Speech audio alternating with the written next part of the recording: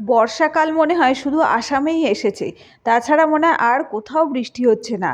এই রকম বৃষ্টি যা হচ্ছে এটা যদি সারা ভারতবর্ষে হতো তাহলে সবারই কিন্তু উপকার হতো।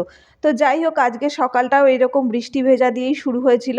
আজকে সকালে রাহুলের টিফিনে ছিল আমাদের বাঙালির ফ্রাইড রাইস, মানে ভাত ভাজা, আলু পেঁয়াজ ডিম আর কাঁচা লঙ্কা দিয়ে। এটা খেতে কিন্তু বেশ দারুণ লাগে।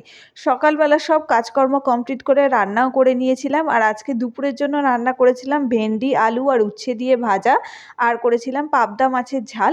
আর তার সাথে ছিল আমার প্রিয় আম, কারণ রাহুল গত দিনকে আম নিয়ে এসেছিল, আর আম খেতে আমি ভীষণ পছন্দ করি।